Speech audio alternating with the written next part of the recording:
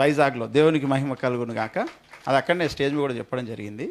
అయితే అందరూ కూడా తప్పకుండా దీని గురించి ఆలోచించండి. అయితే 2-3 నెలల క్రితం నుంచే బ్రదర్ ఇసాక్ గారు అయ్యగారికి ఇవ్వాలని వచ్చారు, ఇచ్చారు కూడా ఆల్రెడీ. మళ్ళీ దాన్నే నేను తీసుకెళ్ళి మళ్ళీ అయ్యగారికి చెప్పి ఇవ్వడం జరిగింది. బ్రదర్ ఇసాక్ గారు దాన్ని తీసుకొచ్చారు. బ్రదర్ రండి ఒక్క నిమిషం, దీని గురించి మీ మాటల్లో 2 మాటలు తెలియజేయాల్సింది మనం చేస్తున్నాను. బ్రదర్ ఇసాక్ గారు కనీసం 3 చెప్పండి. ఓకే అయ్యగారు 3 మాటలు. ఈ అవకాశం ఇచ్చిన దేవునికి వందనాలు, అయ్యగారికి నా ప్రత్యేకమైన వందనాలు. నేను రావడానికి కారణం ఏంటిదంటే 2022లో అయ్యగారి దగ్గర నేను అభిషేకం తీసుకున్నాను. మాది యాదాద్రి డిస్టిక్ మోత్కూరు. ఈ 2 సంవత్సరాల్లో దేవుని కృపను బట్టి 1,00,000 మందికి పైగా స్వార్థ అందించాను. అయ్యగారు మాట వలన, దేవుని దర్శనం వలన. దేవుడు స్వార్థ చేయంటే నేను చేయక తిరిగాను, సివిల్ కాంట్రాక్ట్ చేసి నష్టపోయాను. ఇంకా అది చెప్పలేను, కానీ సమయం తక్కువ ఉంది కాబట్టి అయ్యగారు ఒక మాట చెప్పాడు నాకు అభిషేకం ఇచ్చినప్పుడు.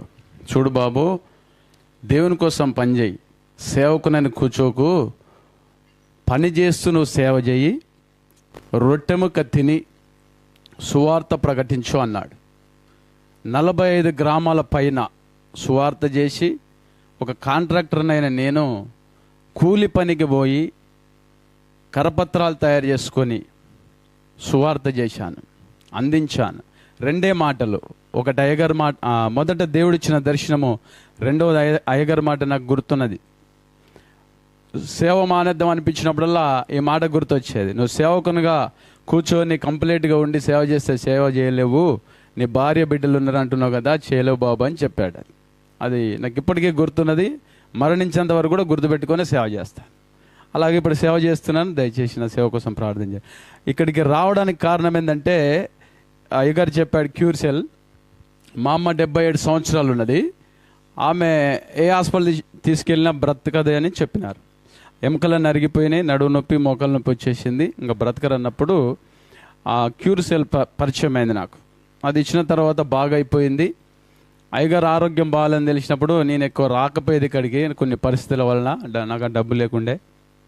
ఆ ప్రార్థన చేసేది ఎక్కువగా, బాగా కావాలయ్యా, నాకంటే జ్ఞానము లేదు, జ్ఞానవంతుడైన సేవకులను బ్రతికించు తండ్రి అని ఎక్కువ ప్రార్థన చేసేది. నేను ఉపవాసంలో ఉన్నప్పుడు, మామూలుగా ఉన్నప్పుడు. మా అమ్మ బాగైన తర్వాత ఒక 70 మందికి నేను తీసుకెళ్ళి ఇచ్చాను. అనేక రోగాలు బాగైపోయినాయి. ఒక రాత్రి నాకు నిద్ర రావట్లేదు. 3 నెలల కింద ఇక్కడికి వచ్చాను. నిద్ర రాక 12 గంటలకు లేచి ప్రార్థన చేస్తాను. నిద్ర రానప్పుడు ప్రార్థన చేస్తాను. ప్రార్థన చేస్తూ ఉంటే పడుకున్న ఒక ఆయన వచ్చి అంటున్నాడు, నువ్వు వెళ్ళి ఓపెన్ మినిస్ట్కి వెళ్ళు, అక్కడికి అయ్యగారికి ఈ పని చెప్పినాడు. లేచి కూర్చుని ఒకేసారి లేచి కూర్చుంటే ఎవరు లేరు. దేవుడు మాట్లాడినట్టు మళ్ళీ ప్రార్థన చేసుకొని పడుకున్నాను. మళ్ళీ నిద్ర రావట్లేదు. మళ్ళీ ప్రార్థన చేశాను. మళ్ళీ చెప్పాడు, వెళ్ళి నువ్వు అక్కడ ఈపో అన్నాడు.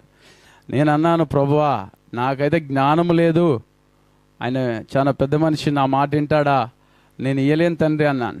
వెళ్ళు అన్నాడు. అప్పటికే 15 రోజులు అయిపోయింది. లక్ష్మణ్ అన్న కొంచెం ఎక్కువ ఫోన్లో మాట్లాడేటప్పుడు అన్నకు ఫోన్ చేశాను, అన్న ఎలా ఉన్నారంటే, నువ్వు ఎందుకు వస్తారో ఫెలోషిప్కి అన్నాడు.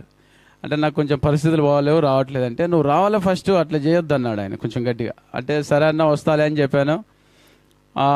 మరి ఇట్లా నేను ఒక ప్యాకెట్ ఇద్దాం అనుకుంటున్నా అని చెప్పాను.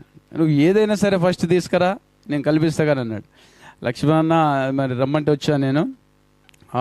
ఆ రోజు ప్రభు చెప్పిండు అని ఏం చేశానంటే, ఇక అందరు తీసుకుంటారని ఒక 20 ప్యాకెట్ తీసుకొని వచ్చాను.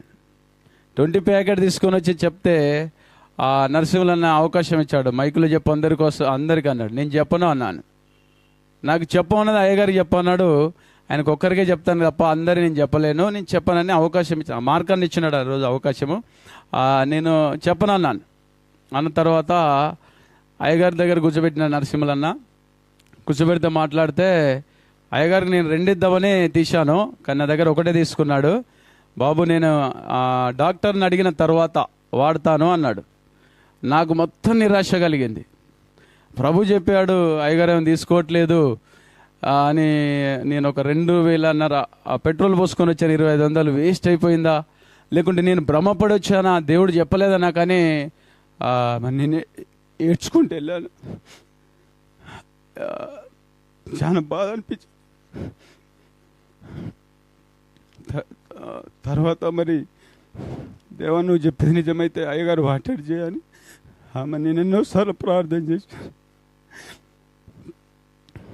మరి తర్వాత మార్కన్న ఫోన్ చేశాడు. ఇక మార్కన్న ద్వారా అయ్యగారు వాడి బాగా అయినాడు. ఆయన బాగుండాలని ఆలోచన. God bless you brother. దేవునికి స్తోత్రం.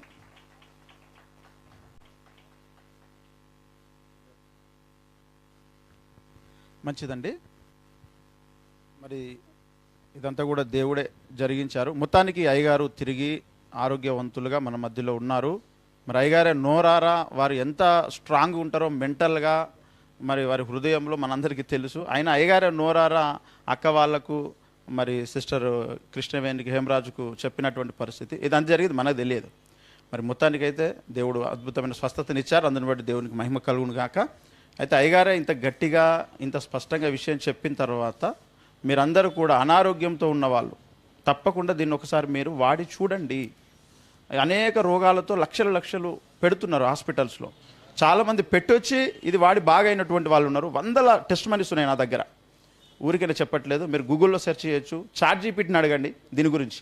క్యూర్ సెల్ అంటే ఏంటిది, వాట్ అబౌట్ క్యూర్ సెల్ అని అడగండి. తెలుగులోనో, హిందీలోనో, ఇంగ్లీష్లో అడగండి. యూట్యూబ్లో అడగండి, గూగుల్లో అడగండి. ఎక్కడ అడిగినా మీకు బెస్ట్ మరి రిజల్ట్ అనేది, రివ్యూ అనేది దీని మీద ఉంది. కనుక ఇది చాలామందికి తెలియదు. కాబట్టి దయచేసి కన్ఫర్మేషన్ కొరకు, ఎందుకంటే చెప్పిన తర్వాత కూడా కన్ఫర్మేషన్, డాక్టర్ చెప్తే కూడా మనం కన్ఫర్మ్ చేసుకుంటాం ఇంకొక డాక్టర్ని అడిగి. కనుక అయ్యగారు చెప్పగానే మీరు ఒకసారి చూడండి, కన్ఫర్మ్ చేసుకోండి. కన్ఫర్మ్ చేసి మీరు ఉధృతముగా మీరు ముందుకు తీసుకెళ్ళొచ్చు. సేవకులందరూ వాడండి, మీ విశ్వాసులకు కూడా చెప్పండి. మనం అందరం ఎన్నోసార్లు ఒకరికి రోగం వస్తే నెలంతా ఉపవాసం ఉండి ప్రార్థించిన దినాలు ఉన్నాయి. మరి ఒకసారి ఇది ట్రై చేస్తే తప్పేముంది. జ్వరం వస్తే పారాసెటమాల్ వేసుకోమని చెప్పినట్టు ఎవరికి ఏ రోగం వచ్చినా ఒకసారి ఇది వాడి చూడండి అని చెప్తున్నటువంటి విషయం. కనుక మరి చాలా సంతోషం అయ్యగారు దీనికి ఇంత మరి విలువైన సమయాన్ని ఇచ్చి తెలియజేసినందుకు ధన్యవాదాలు అయ్యగారు. Thank you so much. సమయం తక్కువ ఉంది కనుక మార్క్ బాబు ఎన్నో చెప్పగలిగిన సంగతులు, వందల సంగతులు చెప్పలేదు. వాళ్ళ అమ్మగారే, మార్క్ బాబు గారి అమ్మగారు అంటే నాకు చాలా ఇష్టం. ఆమె అమాయకురాలు, ఎప్పుడు ప్రార్థన చేస్తుంటుంది. ఆమె ఉపవాసం, ప్రార్థన. ఆమెకు